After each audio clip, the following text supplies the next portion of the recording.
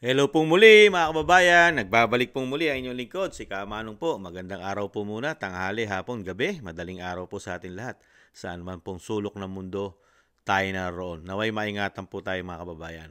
Ito po, nagbabalik po inyong lingkod, samahan niyo po muli si Kamanong para po magkomento sa inyo. At ang kukomentuhan po natin, walang kamatayan pong panggigipit, demolition job, yung sinasabi pong politically motivated, political harassment, pagpapabagsak sa Vice President. Siyempre, isang napakabigat po kasing threat sa kanila. Lalo ang isang Vice President na hindi nila kayang tapalan, suhulan ng salapi. Kaya po nagkandaleche-leche sila. Nabunyag po ang kanilang ginagawang panggagatas, pagsasamantala sa pera ng taong bayan. Kaya ito po, talagang yung mga sinasabi po, buong halos pwersa na ng gobyerno. Nung nakaraang araw, ang nakita po natin, NBI, kapulisan, di ba? Nag-file ng kaso, mga kapulisan, sa Vice President. Nagpadala ng subpoena ang NBI, mga kababayan. Ngayon naman po, ang pag-usapan naman natin ngayon, DOJ naman, mga kababayan. DOJ naman po. At syempre po, kasama po ang isang napakatindi na hindi po naging sangkot sa droga at hindi po nakulong dahil sa issue ng droga at sikat na sikat po sa bagong Pilipinas. Dahil nung mga nakaraan, di ba, binalita natin, si Trillanes, si convicted ng child abuse. Ngayon naman po, ang mahilig naman po sa saba, mga katambay, ang dating senadora daw na napakahilig sa saba, sa saging na saba, ang dating senadora Laila de Lima, mga katambay. Meron din pong banat sa ating Vice President. Pero sasagutin naman po ng Vice President yan, yung mga akusasyon sa kanya. At meron din po siyang sagot dyan dahil nga po, ano po ang sinasabing napakaraming kaso na sinasampa sa kanya. Meron pang sinasabing anti-terrorist law na sinasabi at kung ano-ano pang mga paglabag daw sa ginagawang isa pa yung pagpatay, assassination, kung ano-ano po mga kababayan. Painggan po natin, unahin po natin ang DOJ mga katambay, DOJ. Painggan po natin. Okay. Hindi pa pwedeng sabihin ni Vice President na I'm a sitting Vice President, you cannot arrest me. Pwede ba niya i-invoke yun? Hindi, Vice President ako, hindi ako pwedeng arestuhin. Can she invoke that? Hindi po. Yan po exactly ang ipinaglalaban ng Department of Justice. Kami po, we have nothing personally or anything against the Vice President. But naayon po sa batas, kami po ang naatasan na mag-imbestiga ng mga violation ng criminal laws at mag-prosecute. Kaya po kailangan namin gumawa at dumaan sa proseso.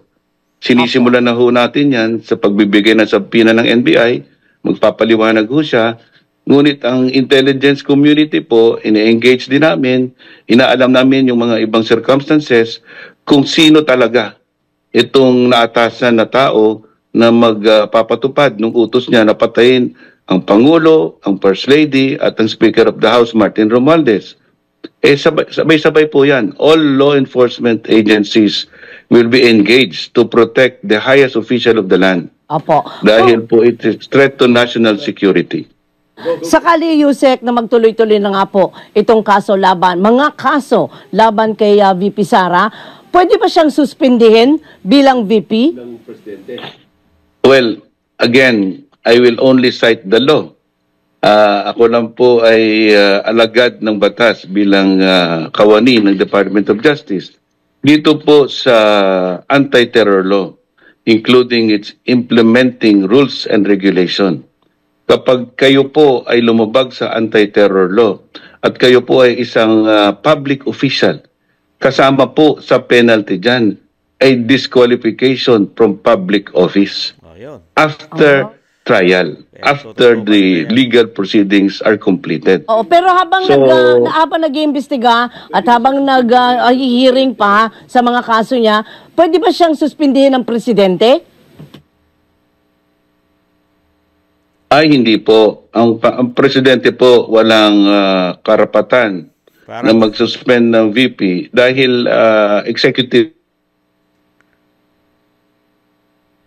po yan. ang posibleng mag-suspinde ng mga publics ay ang opisina ng Ang OP po, doon lang po sa executive branch, mga local government executives. Ngunit hindi po yan sa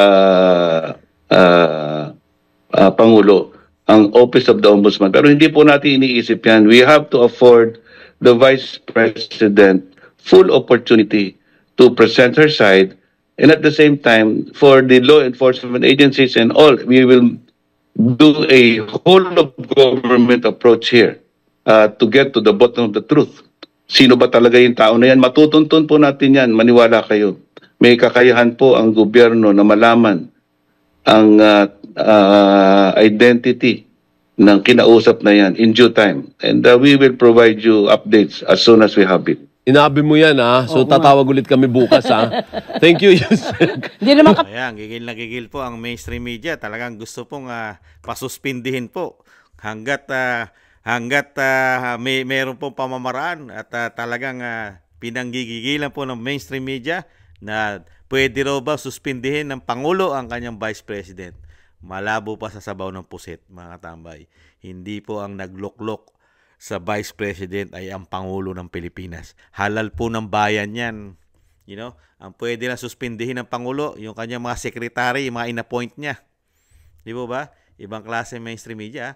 Talagang yung sinasabi nga po na talagang pinipilit po nila na ang kaso po na gagawin nila sa Vice President ay anti-terror law.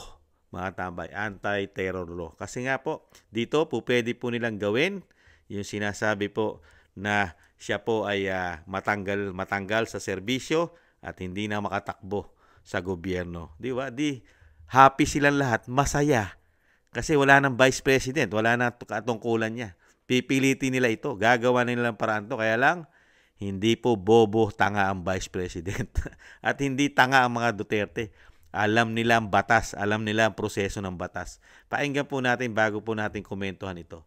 Itong DOJ. Sama naman po natin yung nagmamagaling po at napaka-special po sa bagong Pilipinas na walang involvement sa droga, mga katamay, ang dating senador na napakahilig sa saba.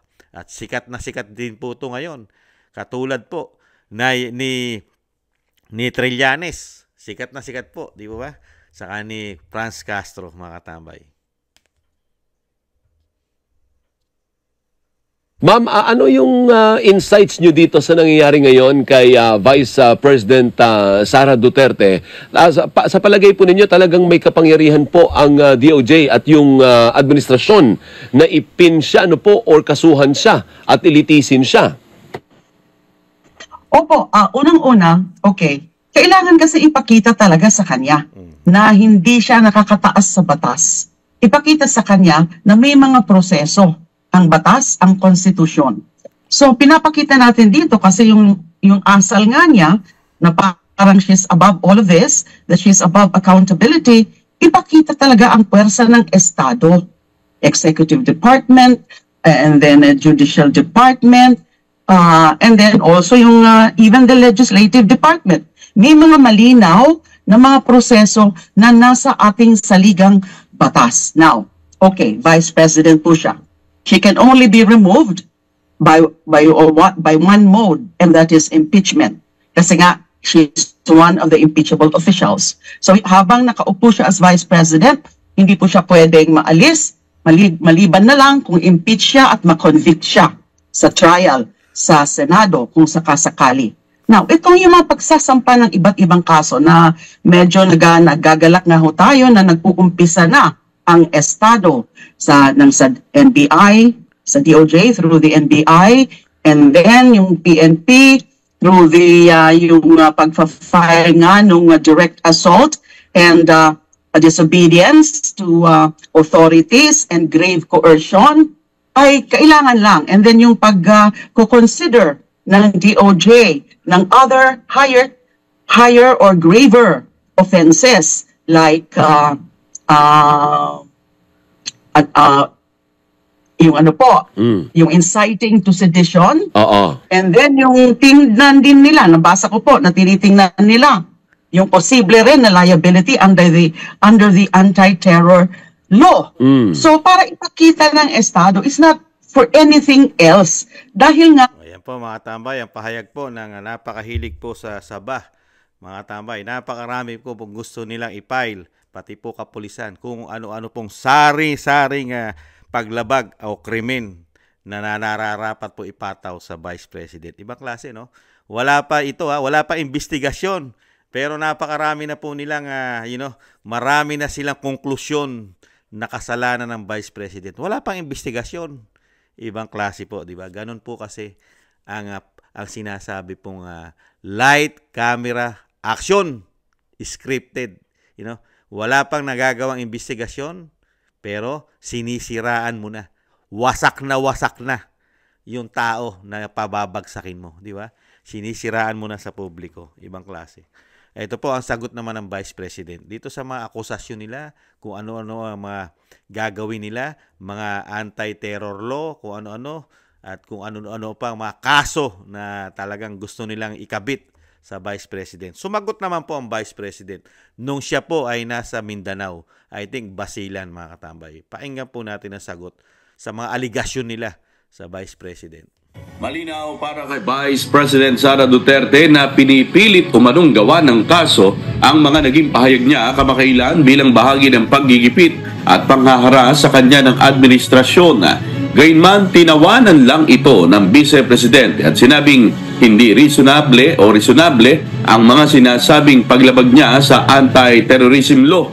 Anya, base umano sa tinawag niya ang playbook, ay balak gawin sa kanya ang katulad ng ginawa kay former Congressman Arnie Tevez.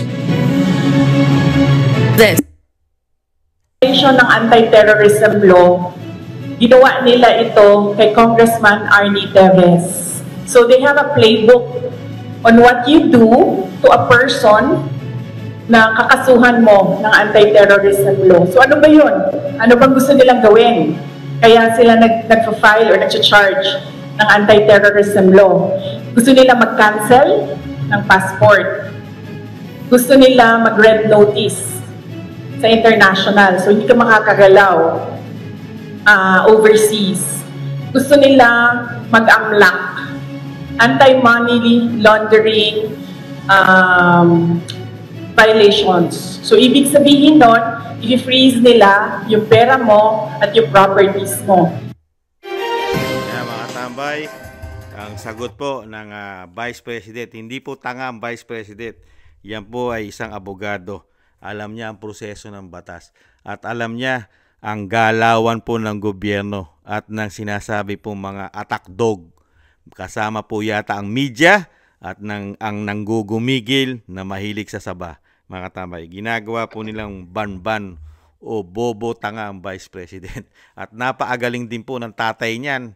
Isang dating presidenteng napaagaling na huwes, napaagaling na piskal, prosecutor, di ba? At napaagaling po na naging presidente ng ating bansa. Di po ba? Alam na po nila Alam na nila ang ginagawa nila. Hindi pa nila inuumpisahan, alam na ng Vice President kung saan patutungo ang kanilang script. Saan? Sa nakikita po ng Vice President, dito po nila dadalhin sa anti-terrorism law, mga katambay. Dito po, para nga naman, ma-freeze, mga katambay. Una-una, ma-cancel ang kanyang pasaporte. Di ba, mga kababayan? Ma-cancel, siyempre, para hindi daw siya makalabas ng bansa. Ganyan ang mga paninira. Para mong ikaw ay napaka makasalanan at talagang ikaw ay isang terorista. Di ba? Kakancel ang passport mo raw. Tapos bibigyan ka ng red notice sa international. Para nga naman hindi ka na maagalaw, hindi ka na makapag-travel, di ba? Sa overseas. At syempre, yung AMLAC, pakikilusin nila ang AMLAC para nga naman na anti-money laundering nga naman sa AMLAC para yung mga ari-arian mo, pera mo, ma-freeze. Di ba? Ma-freeze na yung mga kayamanan mo, properties mo. Di ba? Talagang hindi ka na makakilos. Lahat talagang gigipitin ka na. Gigipitin na ng gobyerno. Lahat sa iyo. Kamukha raw po ng sinabi ng Vice President, parang ang ginawa nila kay Congressman Tevez. Kaya lang, magkaiba si Congressman Tebes at magkaiba ang Vice President. Ang Vice President ay napaka-popular ng mga Duterte sa mga Pilipino. Ang sinasabi nga ni Kamanong, kahit pagsama-samahin mo na yan, kahit 100,000 Laila de Lima, 100,000 Trillanes, at 100,000 Makabayan Black, pagsama-samahin mo na. At pagsama-samahin mo na lahat ng ahensya ng gobyerno, iilan lang yan. Kahit isama mo na ang Pangulo, First Lady, at ang buong institusyon ng Kamara at Senado, pagsama-samahin na lahat yan, hindi pa rin uubra yan sa boses at galit ng mga Pilipino sa nangyayari po sa politika sa ating bansa ngayon. Wala kasing ginagawa, pamumulitika. Lahat na lang ay ikinitil sa Vice President. Pati kanya ang pagtatrabaho sa mga Pilipino, binabaldado na nila lahat. Pati ang kanyang pondo, binabaldado na lahat, di ba? Yung mga programa niya na alam po magiging successful kasi nakikita nila ang mga programa ng Vice President, napaka-successful, nakakatulong, no? Direkta sa tao. Pero ang mga programa kasi ng gobyerno, nakikita po natin, puro pagwawaldas. Walang nakikita. Hindi na-appreciate ng mga Pilipino ang mga proyekto ng gobyerno, lalo ng Pangulong Marcos. Diba? Lalo yung kanyang pinagmalaki sa SONA, noong nakaraang SONA, 5,500 flood control. Programa niya. 1.4 billion, hindi bababa sa 1.4 billion a day. Nasaan yun? Samantala yung programa ng Vice President, kahit sabihin mo na napakaliit lang ng kanyang pondo sa loob ng isang taon, pero araw-araw nakakatulong yung kanyang office, lalo yung kanyang mga satellite offices sa buong Pilipinas, Luzon, Visaya, Mindanao. Napakaraming programa. Nakakatulong pa sa mga taong bayan yan. Tinutulungan ka hindi maging tamad, hindi umaasa sa gobyerno na puro ayuda. Tinutulungan ka maghanap buhay, magnegosyo. Di ba? At yung napapakinabangan po ng mga taxpayer. Di ba? Pero dito nga natin, nakita niyo po, yung mainstream media, DOJ, iisa ang tinutumbok po. Tamnan ng mga kaso kasama ang kapulisan, kasama ang NBI, di ba? DOJ. Halos lahat na po sila. Doon po patungo sa tinutumbok na sinasabi ng Vice President. Dadaling ka ron sa pinaka. Mapipris na lahat ng ari-arian mo. Lahat, hindi ka na makakaalis. Talagang ikaw ay gigipitin na dahil nga anti-terrorism ang gagawin po sa'yo. Parang anti-terror law, mga katambay. Doon ka dadalin. Para kang terorista. Para kang isang mamamatay tao na yung pagbabanta mo sa kabuhay ng Pangulo, First Lady, at ng Speaker. Kaya lang, dinadala po kasi nila ron. Kaya pagka ito po dumating na po sa investigasyon, mahihirapan po silang talunin ang Vice President, lalo kung sa batas na ang pag-uusapan. Hindi po ito sasakyan o sinasabing batas ng media, batas ng mga kritiko, batas ng mga politically motivated, yung kakausapin lang sa media, sa social media. Sila yung parang tumatayo na mga judge, nagbibigay na sila agad ng pataw na parusa, di ba? Hinuhusgahan na nila ang Vice President na hindi man lang nakapag-uumpisa sa investigasyon. May konklusyon na sila na makasalanan at nagkasala ng Vice President. Sana hindi ganyan ang korte natin, mga katabay. Hindi ganyan ang mga justices natin. At kung sino tatayo dyan na mag-iimbestiga. Kung sino mang ombudsman, Supreme Court, di ba? At lalong-lalo na nga. Kasi hindi po kasi nila pwedeng, ang Vice President kasi, hindi nila pwedeng suspindihin ito. Katulad ng gustong mangyari ng media. Di ba? Ang media gigil na suspindihin habang ang kaso daw ay uusad. Gusto na nilang suspindihin ang Vice President. Pero ang isang convicted ng child abuse, si Franz Castro, Never mong masabi sa media na hindi ba sususpindihin si Franz Castro dahil convicted na yan. Never. Pero sa Vice President, maririnig mo sa mainstream media. Hindi ba dapat suspindihin ng Pangulo yan? Dahil yan kakasuhan ng anti-terrorism. Yung sinasabing anti-terrorist law. Di ba? Kailangan suspindihin na yan. Nire-request ng mainstream media sa DOJ. Kaya lang, anong sagot ng DOJ? Hindi kayang gawin ng Pangulo yan. Dahil halal ng bayan yan Hinalal ng taong bayan. Kaya, yung sinasabi nga ni Kamanong at ni dating Pangulong Duterte, si dating Pangulong Duterte na lang ang iniintay ng sinasabi ni Sal Panelo, ni Atty. Sal. Siya na lang po ang kung sasabihin po ni magbabago isip ni dating Pangulong Duterte, magkakaproblema na po ang bagong Pilipinas. Dahil po ang ating mga kasundaluhan daw at kapulisan ay majority po ay hindi na nila nagugustuhan ang pagpapatakbo po at ang paggamit po ng batas sa ating bansa. Masyado po silang abusado sa batas at ginagamit po nila ang batas ng Pilipinas sa pamumulitika. Isang tao lang po ang pinoproblema po ng batas ng Pilipinas ngayon. Ang Vice President Sara Duterte at isama na rin po natin ang dating Pangulong Duterte. Yan dalawa pong mag-ama ang talagang ginagamitan po ng puwersa yata ng batas. At gamit na gamit din po ang mainstream media. Dahil alam naman po natin ang mainstream media talagang napakalakas pong puwersa yan para makasira at masiraan po ang gustong pabagsakin. Lalo po ko ito ay umuugong daw, di umano, na ito ay nakikinabang daw po ito, di umano. Lalo po sa pera ng bayan yata, mga kababayan. Kaya dito po, nakita po natin, pati si Laila de Lima, si dating Senador Laila de Lima, nakita niyo po, talagang tinuturuan pa ang gobyerno ngayon, nagtuturo pa, nag-a-advise pa ng gagawin ang Senadora Laila de Lima na talagang wag daw konsintihin, bigyan daw ng parusa, pataw, hindi porket siya isang halal ng bayan, ay gagawin niya ito. Kailangan daw bigyan ng pangil ang batas, pangil ang gobyerno pagdating sa Vice President. Pero pagdating kay Franz Castro, walang pangil ang batas. Walang pangil ang batas kay Franz Castro na convicted ng child abuse.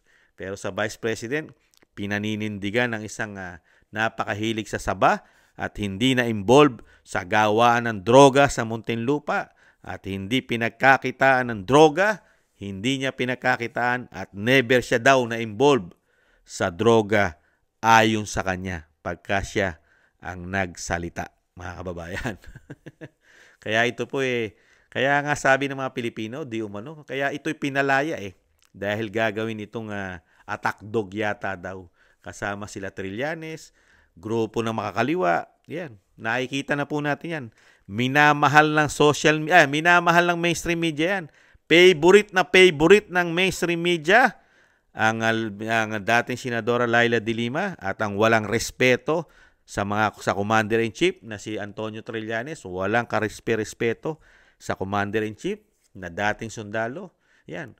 Napaka-spoiled sa media yan, mga katambay. Parang napakataas po ng kanilang mga kredibilidad para paniwala ng mga Pilipino ang kanilang mga pahayag. Napakataas. Isang nag-aklas sa gobyerno, mga tambay, nag-aklas. Tapos isa namang na-involve sa droga. May gawaan pa ng shabu sa Muntinlupa. Yan ang magagandang credential na makikita po natin na laging ini-interview ng mainstream media. Di ba?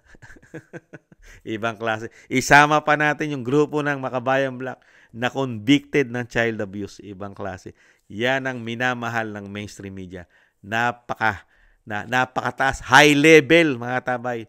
Nasa high level po ang kanilang pagkatao. Napakalilinis ng kanilang mga pagkatao, mga tabay, na dapat po pagtiwalaan ng mga Pilipino ang kanilang tinuran, ang kanilang mga advice na dapat sundin ng gobyerno at ng mga Pilipino. Good luck na lang. Mismo, napakagaling. Basang-basa na ng Vice President ang gagawin nyo. Hindi nyo pa inuumpisahan, alam na ng Vice President kung saan ang punot dulo na ang inyong scripted. Saan dadalhin? Para nga naman siya ay mabilis na mawala sa pagiging Vice President, di ba? Kasi pag kinasuhan niyo ito na anti-terrorism law, di ba? Di ba? Doon po magkakaroon po, di ba? Ayon po mismo sa DOJ ay matatanggalan na siya ng kapangyarihan. Pwede na siyang tanggalan pag napatunayan na may mga bintang o banta na assassination sa sinasabi pong Pangulo, First Lady, at ang Speaker of the House, mga katambay. Doon po nila dadalhin yun. Para po, kahit walang impeachment, matatanggal na. At hindi na po pwedeng, kumandidato ang Vice President kahit anong posisyon ng gobyerno. At syempre, pati ang ari-arian nito, dahil nga gagawa nila ng paraan para yung sinasabi ng Vice President na dadalhin sa anti-terrorism law, syempre, pati ang kanyang mga ari-arian ay mapipris ng gobyerno, mga katambay. Ang kanyang pera, properties, di ba? Gagamitin ng AMLAC, di ba? Tapos hindi ka na rin makakaalis ng bansa dahil nga ilalagyan ka na ng red tag ng red tag notice sa international. Siyempre, naka-freeze ka na yan. Pati ang iyong passport, ika-cancel na po ng bagong Pilipinas. Iayon niya sa Vice President. Naka-ano na po yun, scripted na yun. Yun na po ang patutunguhan yun. Kaya nga po nagkasunod-sunod na ang ginagawa nila, di ba? Dahil doon na patungo. Yun na ang tinutumbok nun. Halos lahat na pinagsabay-sabay na nila para matanggal na ang Vice President sa pagiging Vice President. Kasi nga, dahil nga gamit na gamit, pinakikita nila, gamit ang mainstream media yata na talagang napakasama ng Vice President. Talagang papapatay niya ayon sa mainstream media, di ba?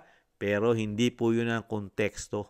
Hindi naman po buo at never sinabi ng Vice President na mag-assassination siya. Hindi niya sinabi na, ang presidente ay ora mismo ay papapatay niya. Hindi naman niya sinabi ora mismo nung kanyang pahayag papapatay ko na ang presidente at ang first lady at ang speaker. Ganun ba? Meron siyang konteksto doon. Meron siyang dahilan, di ba? Ano sabi niya? Kung. Kasi hindi naman buo, di ba? Kaya malabo 'yun. Malabo 'yun. Maraming nagsasabi noon, marami. Kahit nga si Atty. Glenn Chong, ginawa niya daw 'yun before nung sobrang galit niya na ginigipit sila ng mga matataas na opisyal sa gobyerno, lalo sa institusyon ng PNP, di ba?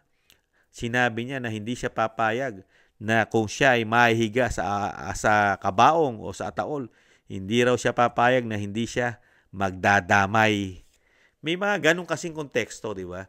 Lalo kung galit na galit ka, di ba? Kaya dito sa sinasabi nga po natin, wala pang investigasyon, pero bine-brainwash na po ang mga Pilipino na marami pong nilabag na kasalanan sa batas ang Vice President. At patong-patong, di ba? Nakita niyo po, pati kapulisan ngayon nagsasampa na ng kaso sa Vice President. Pero ang Vice President, may nakahanda na rin po kasing kaso Yung pang-aabuso po nila sa isang Vice President ng mga kapulisan, inabuso at hindi nirespeto. Di ba? May mga nakaano na po yan. Nakahanda na po lahat yan. Pati po si Atty. Zulaika Lopez, ang Chief of Staff, meron na rin pong hinahandang mga kaso po yan sa Kamara, mga tambay. Dahil mga abogado po yan. Alam po nila ang proseso ng batas at alam nila yung kanilang freedom ay kinikitil na ang kalayaan ng Pilipino, lalo po ang institusyon ng Kamara. Nakaproseso na po yan. Kaya lang, alam naman po natin ang batas ay napakabagal sa Pilipinas. Kahit po yan na isampa, pati po yung kay dating Senador Trillanes ay pinag-aaralan na po sampahan niya kasi mismo ang AMLAC mismo nagsabi na hindi galing sa kanila o peke yung hawak ni Antonio Trillanes na pinakita niya sa Kamara ng mga ebidensya. Kaya sunod-sunod na po yan. Kaya nga lang, kaya po lumalakas kasi ang loob ng mga kritiko, lalo po ng mga attack dog na sinasabi, kasi may sinasandalan pong makapangyarihan, kasama pa yata ang napakaraming pera. mga kababayan. Kaya dito, good luck na lang po sa kanila. At syempre, isama pa rin po natin sa ating mga panalangin na malagpasan po at lumabas po ang katotohanan at managot po talaga ang dapat managot. Lalo po sa ating bayan ngayon, laganap ang korupsyon, kahirapan, droga, krimen. Isama mo pa mga smuggler, di ba? At mga napakarami pa na talagang pang-aabuso. At isama mo pa ang mga politiko na gahaman sa pera ng bayan. Sana malagpasan ito. Kailangan po kasi ng bayan natin ang may paninindigan, ayaw sa korupsyon. Kaya po ang katulad ng isang vice president, ayaw na ayaw niya ang korupsyon. Kaya nga po hindi siya nasilaw dito sa ginawa po. Kaya po nakikita po natin, ang DOJ hindi kumikilos sa mga korupsyon na pinasabog ng vice president.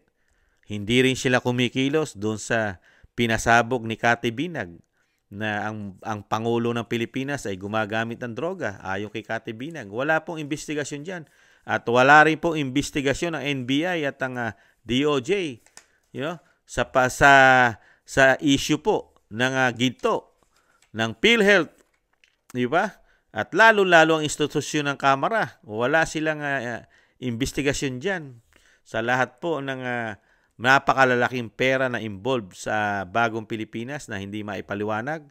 Wala po silang ginagawang investigasyon dyan. Maliban lang po dito sa assassination na sinasabi daw po nila. Sila ang may sabi na assassination, hindi naman ang Vice President. Alam po ng mga Pilipino yan, na sa kanila galing yan, kasama ang mainstream media, ang assassination. Never sinabi yan mula sa bibig ng Vice President. Muli po mga tambay, malinaw po at talagang naipaliwanag ng Vice President lahat ng ginagawa po sa kanya ay planado at alam din ng Vice President kung saan nila dadalin ang ginagawa po sa kanya pagpapabagsak, panggigipit ng gobyerno. Ipaparis siya kay Congressman Tebes, mga katambay. Maraming salamat po mga tambay. Sama po natin sa panalangin muli ang ating Vice President. Ganon din po ang kalusugan ng ating dating Pangulong Duterte. At sana po malagpasan po nila. At nasa likod naman po ng pamilya Duterte ang mga Pilipinong nagmamahal sa bansa at nakakakita ng napakalalaking problema ng bansa, lalo sa korupsyon, droga at krimen. Maraming salamat po mga kababayan sa mga naagusto po at ng ating maliit na Tambayang Makabayan sa YouTube at TikTok. At ganun din po sa mga nagko-comment, like, share, and subscribe. Maraming salamat po. Ingatan nawa po tayo. At ingatan din po ang mga Duterte. Maraming salamat po. Paalam. Bye-bye.